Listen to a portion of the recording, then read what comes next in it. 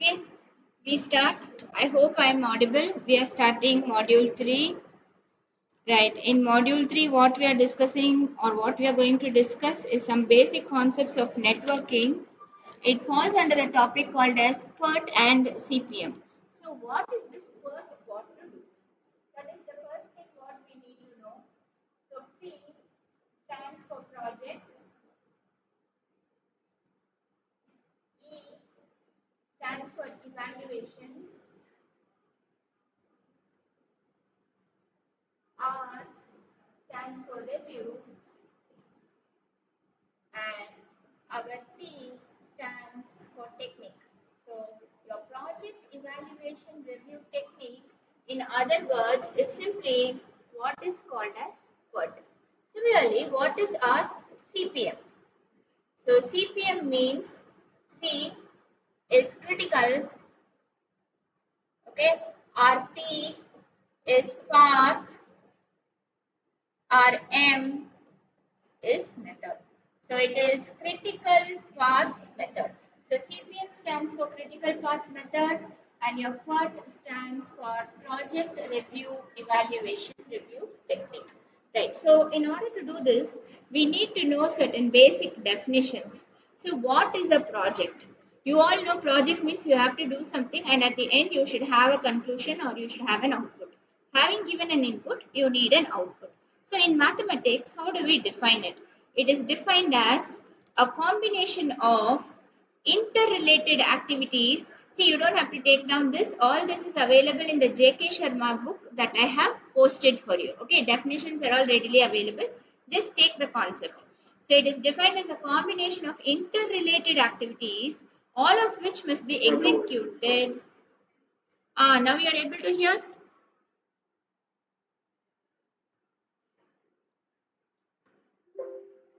Now? You're able to hear now?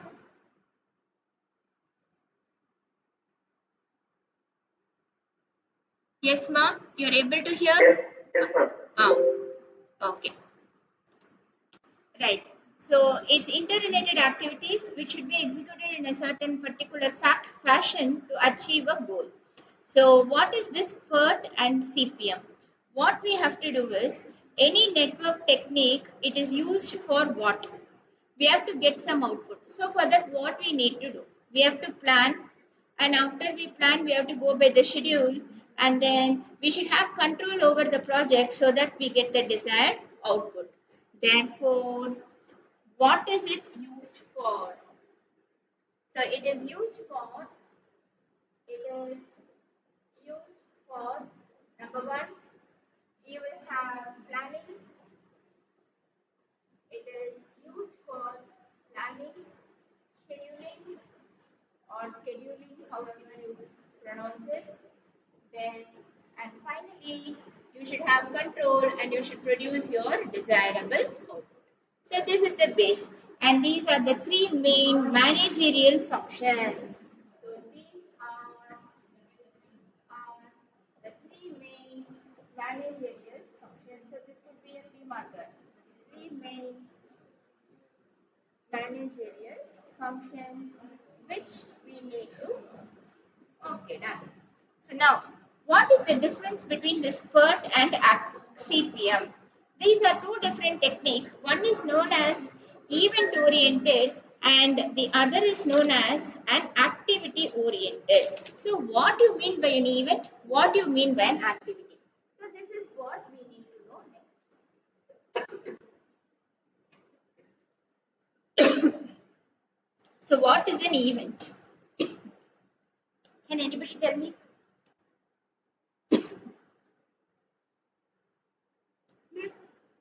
What is an event?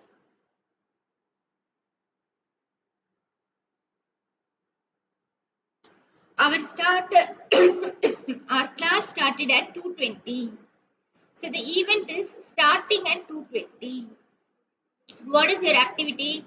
The class has been taken for 40 minutes. That is your activity. So how do you differentiate between an event and an activity? Event is an instant. So event is a time instant. That's how you just remember. So it's a time instant does not consume does not consume energy. Okay, so it does not consume energy, that is, in other words, resource or time. Whereas, what is our activity? Next, we have to see what is an activity.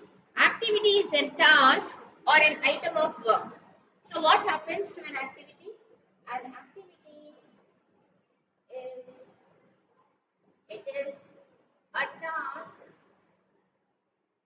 or it is an item of work. It is a task or item of work which has to be done. It consumes time. It consumes time and it also consumes resources. So now, after all this blah blah blah, we'll see how to represent an activity. Okay. Suppose we have one activity I, we have follow up, we have another activity J. So in simple terms, we want to put this. Say maybe my activity I, my event I is um, some particular event which happens and then the succeeding event. For example, here I can say admission. Admission is an event just like that, it just takes place and then classes are all conducted. Your classes are all conducted and then finally you get your degree. So what happens? Admission at one point of time, today admission card issued, yes, issued. That's all. Then what? Don't think about process of admission. Just think it as an instant when you got admitted. That's it. Then what happens? There's a long duration of classes going on. You attend the class, you get the grade, you do something to get your output. What is the output? Output is the degree. So you have an event I and you also have an event J. Now, what should happen first? Your admission should happen first and then your degree should happen last. In between you have all these classes taking place. So now instead of this, how can we think about this? This is known as a preceding event. This should happen first. It precedes J. So this is preceding event. Okay, so preceding ing, preceding event. Then after I only J happens, therefore either you can say succeeding or you can say successor, anything you can say. This is a succeeding event. Now what is the activity? From I you are moving to J, that is from a high school student you become a graduate, that is it. So this is the activity that has taken place. So how to represent this activity? I, comma, J. So why do we write it as the ordered pair I, comma, J? From I, you reach J by doing something and by consuming some resources. So this is how an activity and event are related. Now activity consumes time and resource, but there are activities which do not consume time and resource. They are called as dummy activities. Okay, so dummy activity does not consume, it does not consume time and it does not consume resources. Hey, why nothing is happening? It is not taking anything into account. Then why should I ever have such an activity? That is the next question. Suppose you want to have uniqueness in the flow. Whenever we draw a network, we should be able to move from the left hand side to the right hand side. That is, direction of flow should be there. In order to establish the smooth direction of flow, we need to have such dummy activities. And moreover, sometimes in places of connectivity, to establish this flow, we require dummy activities. So the main thing for dummy activity is to maintain logic. That is flow from here to there in the network. This is the basic idea. To maintain logic in the network. Then what else? To maintain uniqueness in numbering system. To maintain uniqueness in numbering system. What are you going to number? I have never introduced this numbering concept till now. Maintain uniqueness in numbering system. Suppose you have a small network. We will start numbering from the left hand side to the right hand side. Say I have an event. From here I go here. From here I again go to another event. Let me say I have one more event here. I have one more event. This is something which is very simple. I just have a flow which is running from left side to right side. I should start numbering here and move to this side. So this is first event, second event, come down, third event, fourth event, fifth event, and sixth event. From the left to the right, top to the bottom. This rule that we follow, I think it is known as Fulkerson. Okay, I'm not sure, but it is known as Fulkerson. So this is the way you number. Suppose I have an activity like this. Let me say 6, and it is showing like this. Now this is in a reverse direction. It affects my flow. My flow should be only from left to right. So what I will do is, instead of putting the 6 here, I can put the 6 below the 5. That is something very different. It's nothing to do. So I put the 6 and then from 5 it flows to 6. Now where does my project end here? Whether it is ending in 7. I should call this 6. Yeah, if that is 6, then 1 minute. Okay, so let me call this as 6 and this as 7. Is it going to end in 7 or is it going to end in 6? Where will the project flow end? So in order to determine this, this sort of thing is known as a dangling activity. It is hanging. So it is known as a dangling activity. But now what we can do? We cannot just utilize this dangling activity, say it's dangling here. We cannot leave it. We have to have a starting point. We have to have a culmination point. Therefore, what we do is we join the 6 by means of a dummy activity to 7. So 7 is the terminating point. This dotted line representation is used to represent a dummy activity. So in the figure, I represent dummy activity by a red color dotted line. So now I am able to see my starting event is 1, my termination is at the point 7, and I have so many intermediate events which occur followed by these activities. Now normally what we do is we number these activities using capital letters A, B, C, and so on. So we'll have AB, we'll have CD, we can have E, we can have F, we can have G, and we can have H. So events are points or rather nodes. Activities are denoted by arrows pointing from the left to the right. The arrowhead points to the succeeding event from the predecessor event. So this is how you actually frame a network. Now what is this loop? Or what is meant by a closed loop? That we should understand next. Formation of a loop. So when does this loop get formed? For what purpose? So formation of loops. So when does this loops get formed? So how do you form these loops? If activities are represented as going back in time, then closed loop will occur. If activities are represented as going back in time,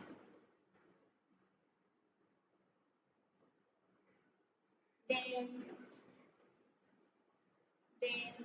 closed loops occur.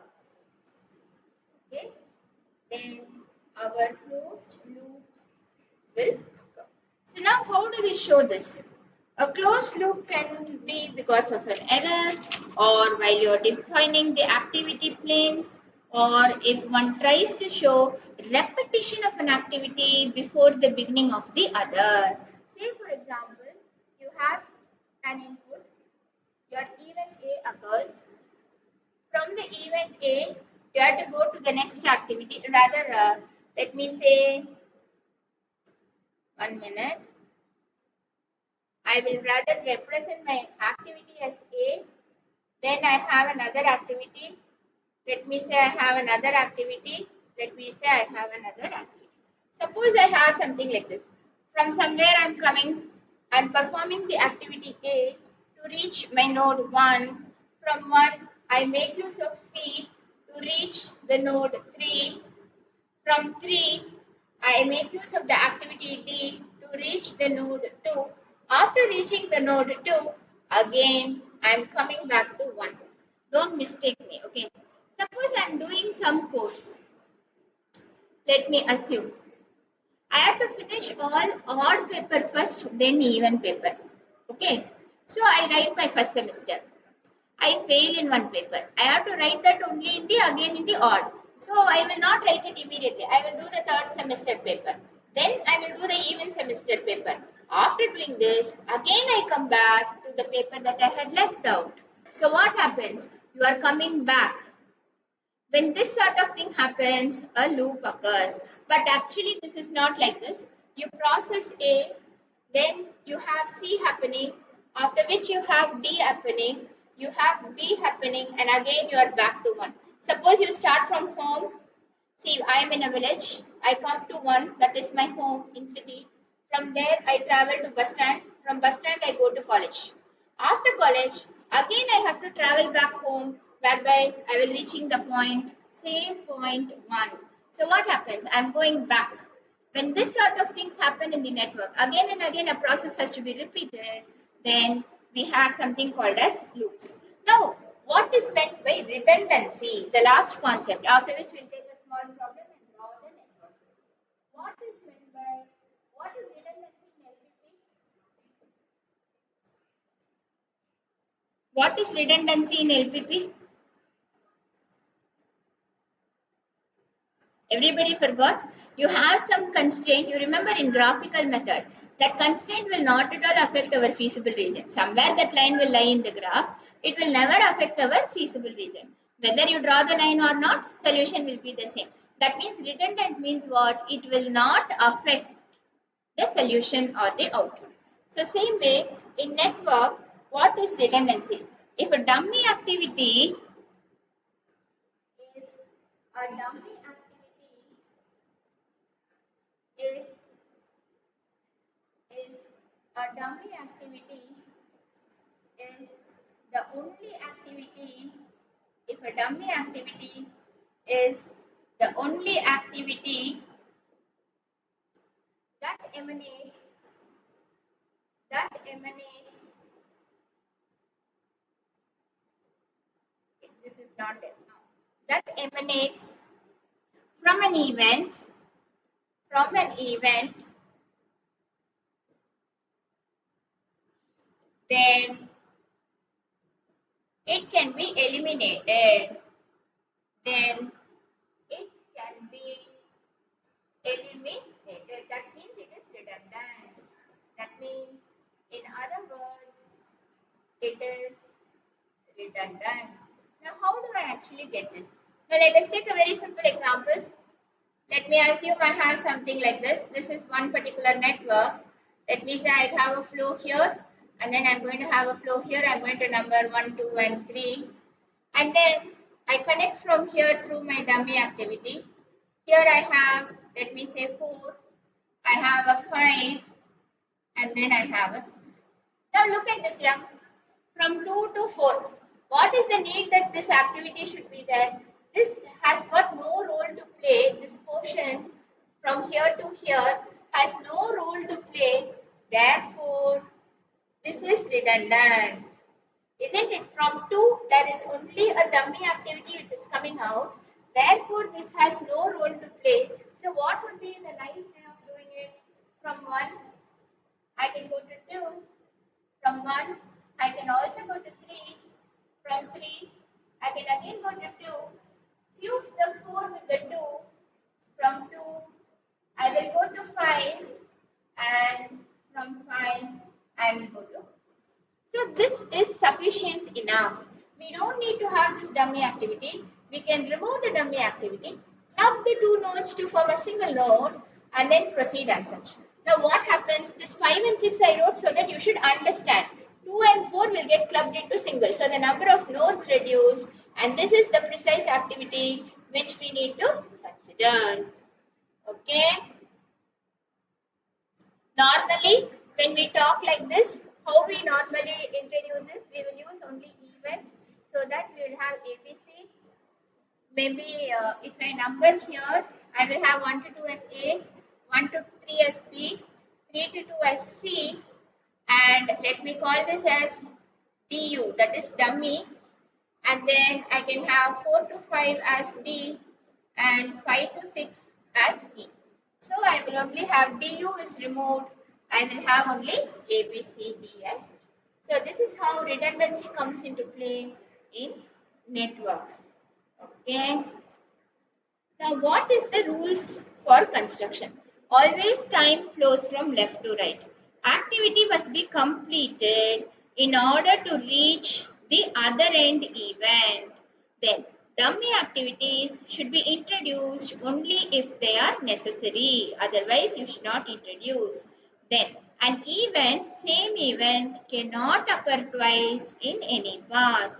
Then activities should not form a loop that returns to an event previously accomplished. That means what? I can go from, see, you look at this figure where I put the double tick mark. Now from 1 I can go to 3, from 3 I can go to 2, from 2 I should not go back to 1. That is not permissible. Going back in time. Once you die, you are dead. That's it, you are dead. You cannot come back alive. That is the concept. From 1 you go to 3, from 3 you go to 2, from 2 you should not come back to 1. Okay? So that also is important. Now, how do you number these events? The numbering should be unique. Then they should be done in a sequential manner from left to right. And you should also number it from top to bottom. Now, using this concept, let us do a small problem whereby you should be able to draw the network. That is the first step. So today we will learn to draw the network, and with that maybe we can stop. Right. Draw the network given. Please take down, draw the network given the following precedence relation. Okay. Draw the network given the following precedence relation. So what relation is given to you? They are given event number preceded by two things they will give you. One is even, or they may give you an activity. It depends. One is even number. Next is the preceding event. Preceded by. So this is the data which will be given. Now look at this. What are all the even numbers? You have 1, then you have 2 and 3, then you have 4, you have 5, and then you have a 6, and then you have 7. Here 1, it is not preceded by anything, means it is the start event. 2 and 3, it is preceded by 1. 4 is preceded by 2 and 3. 5 is preceded by 3. 6 is preceded by 4 and 5. Then 7 is preceded by 5 and 6. Okay, this is what is given to us. Since nothing is preceding 1, 1 is the start event. So we put a big 0, put a 1 inside to represent the event. Then 2 and 3 are preceded by 1. So from 1, I am going to have the activity, event 2 and the event 3. Now event 4 is preceded by 2 and 3. So both from 2 also I can come to 4. From 3 also I can come to 4. Then what is given? 5 is preceded by 3. So here I have 5. 5 is preceded by 3. Then from 4 and 5 I have 6. So From 5 also I can come to 6. From 4 also I can come to 6. Then I have a 7. What does this say? From 5 I can reach 7, or from 6 I can reach 7. So this is your required network diagram. Any doubt for anybody? Please ask me.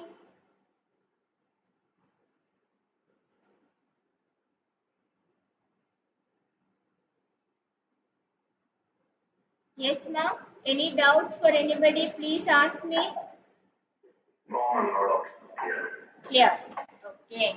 So this is a very straightforward question. Right. We go for one more sample. I want somebody to draw and show for me. Construct the arrow diagram. I'm not writing all these words. I am dictating. Take down. Construct the arrow diagram comprising of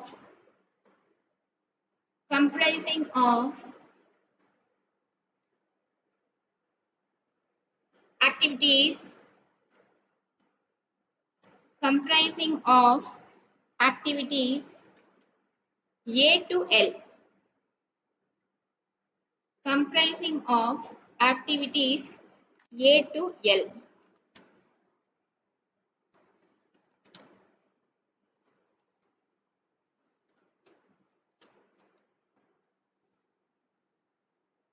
such that the following relations are satisfied.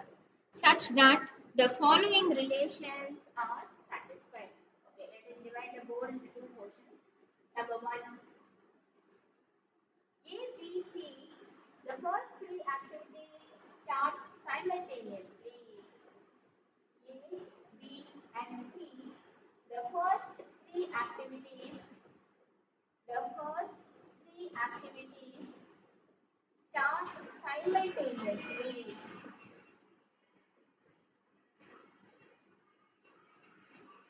Okay, they start simultaneous. Number two, A and B precede B. A and B precede B. Number three, B precedes E, F, H. B precedes E, F, and H. Next, number four, F and C. F and C precede G. Number five, E and H. E and H precede I and J. Precede I and J. Last, not last, two are there. C, D, F, and J. C, D, F, and J precede K. They all precede K. Then last, number 7, K precedes L, K precedes L. And one more thing, IGL are terminal activities. I, G, L are terminal activity. Terminal means after this, no other activity. Please draw the network. Can anybody help me? Here, earlier we had one starting point. Here we are having three activities. Please pay attention. They are not events, they are activities. So from the starting node, I'm going to have 1, 2, and 3. So I have the activity A, I have the activity B, I also have the activity C. So I will have, then what I have, A and B both together precede D. So how can I make A and B precede D? From here, I should have both A and B to precede D. How can I do this? I cannot cut this and make it join there. So what I do is I use a dummy activity and then I make this activity to precede D. So from A, I will go from B to A and then I will have my activity. So both precede D. Then I have one more thing. B precedes E, F and H. So from B, I'm going to have an activity E. Then other than E, I have H, I have F. So I have F. Let me say I also have H. Now why did I put this H on top is I have something relating E and H precede I and J. So next to E I want to have H. So that is why I put my H close to E. Right. Now I have what else do I have now? Wait a minute. Uh, I have my F and I have my H. So this will become F and this will become H. So we are done up to E, F and H. Now F and C will precede what is given G. So from F and C, I want to have another activity G. So from C, I put a dummy line which connects to this point of the event. Then what else do I have? Please look. F and C precede G. We have come this long. E and H precede I and J. So from E and H, I should have I and J. So let me put on dummy activity. And then from E and H, I should have I and I should have J. Sorry, these are all activities. Activity should be written only above the arrow. So I have I and J. So till here we have reached. Then C, D, F, J, you have K. Look at this here. C, D, F, J. How am I going to connect C, D, F and J? I should have K. From D, I can have a dummy and from J, I can have K. Now check how I can get this done. I have C, D, F and J precede K. So from here, suppose I'm going to have K, I will have a dummy. D precedes K, J precedes K. Then what else I can have? What else should I have? From C, I have a dummy here. From here, I should also have a dummy reaching out to this position, isn't it? From here, I should also have a dummy point reaching out to this position. So what happens when we reach out like this? See, suppose you need to have all these things. Wait a minute. You will have a line cutting across. Then we have no other go, but we need to re-alter our figure little bit if required. So here we need to go down. So now we have all the requirements. C, D, F and J precede K. K precedes L. So from K, I have K. Now what happens? My I is also dangling. G is also dangling. So what I should do? I have I, G, L. I have 3 points. Look, I, G, L are terminal activities. So the best thing I can do is, the best thing that I can do is,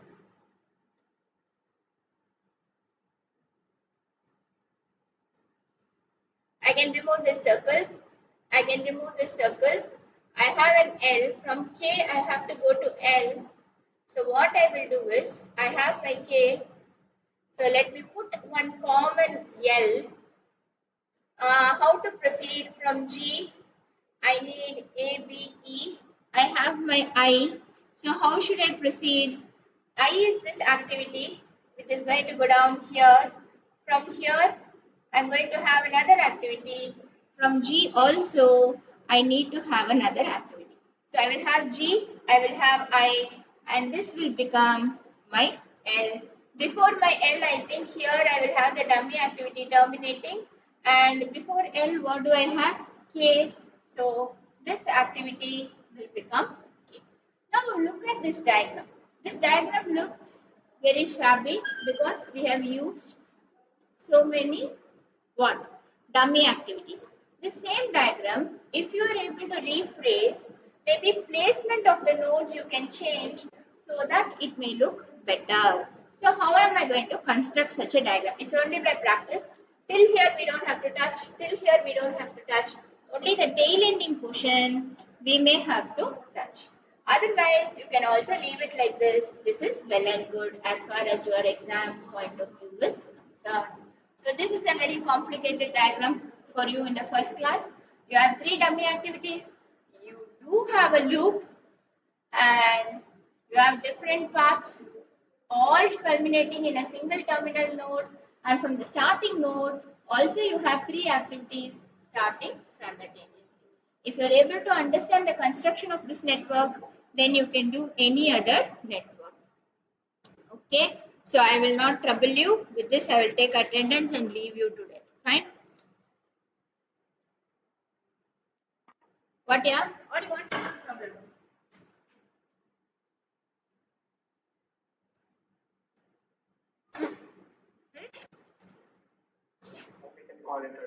Yes, we will call it a day. Let's call it a happy day and finish fast. Register number 1, 2, 3. If somebody is coming in chat, you please let me know. Chat is not visible. 3 in chat. 4. Wait, I will adjust. 4. 5. 5 is there. Okay. 4, 4, 5, 5. 25%. 5. 5 is not there. 6. 7. 8. 9. 10. 10, 10. 10 not there. 11. 12. 13. 14 is present. 13 not there. 15. 16 is present. 17. 18. 19. 20. 20 present. 21. 5 is also present. 21. 22. 22. 23. 24. 24. 25. 26. 27. 28. 29. 29 please. 29 not there. 30 is present. 31. 31. 32. 32. 32 not there. 33. 34. 35. 36 is present in chat. 37 is present. 38. 38. Yes, present. 39 present. 40. 40 more. 40 not there. 41 present. 42. 43. 44. 45. 45. 45 not there. 46. 47. Yes, present. 48. 48. 49. 50. 50. 51. 52. 53, 54, 55, 56, 56 present, 57, 57, 58, 59, 60, 61, 2, 3, 108. Okay, ma. Today's absent is okay. Yes, ma. If you are present, please let me know. I won't change once I enter. Okay. So 13, 24, 29, 24 present. 29, 32, 40, 32. Yeah, 5 I didn't call out, ma. Please wait. 13, 29, 40, 45. 45. Yeah, 45 is there in chat. Yes, please. 40.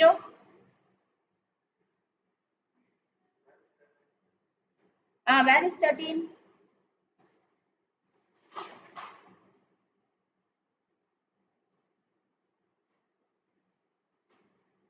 Where is 13? I cannot see 13. 13 present. Dinesh Kumar popped up. Right. So 29 and 40, right? There is no 29. So the only absentee black sheep of our class are 40. Okay, fine. So I think I have posted my timetable. I am not harassing you. By my timetable, I have 5 hours. I am taking 5 hours. And one more small instruction for 2 minutes and I leave you. As far as practical is concerned, for every topic, we will have only 2 sums. One we'll do in class, maybe one I'll give as homework. Okay. For graphical also same thing. Only for LPP, you have 3 problems. One big M, one simplex. Like that we have to give. So we have given 3. So don't tax yourself. Peacefully you do. Before the next practical class, you should load this in your GCR. In case you are not able to load this. Okay? Before 24 hours, give me an alert.